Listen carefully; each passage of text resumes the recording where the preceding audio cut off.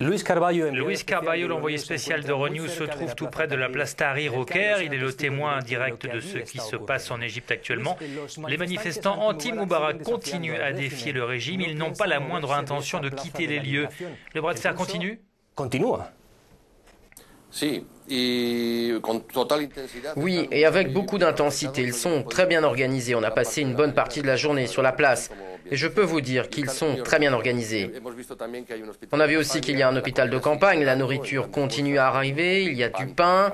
Nous avons vu des vendeurs qui proposent de l'eau minérale. On peut dire que les manifestants ont ce qu'il faut pour tenir. Tout indique que ces jeunes peuvent tenir au moins une semaine sans aucun problème.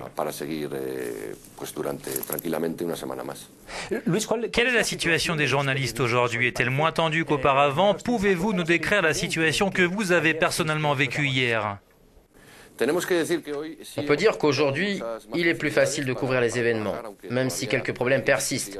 Franchement, l'armée nous a facilité la tâche, les militaires nous ont aidés à passer les points de contrôle. Nous n'avons pas été harcelés comme ce fut le cas les jours précédents.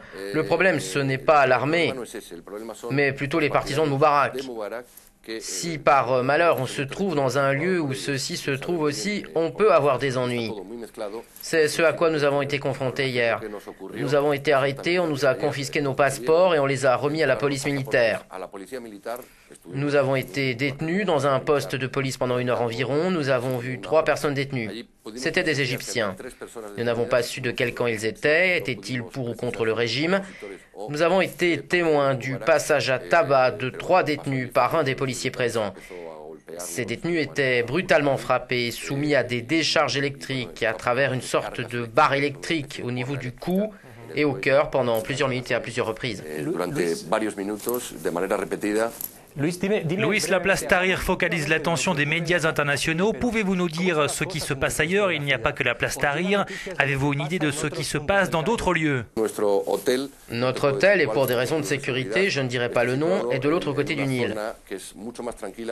Nous n'avons été témoins d'aucune scène de violence. Il y a une présence massive de l'armée. Il n'y a pas d'acte de violence. Je dois dire qu'aujourd'hui, il y a une présence militaire beaucoup plus importante sur le terrain. Nous avons vu des patrouilles de l'armée installant des périmètres de sécurité avec des points de contrôle à peu près tous les 10 mètres.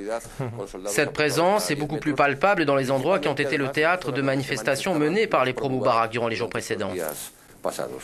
C'était Luis Carballo, notre envoyé spécial au Caire. Euronews continue de vous informer sur les derniers développements de la crise en Égypte.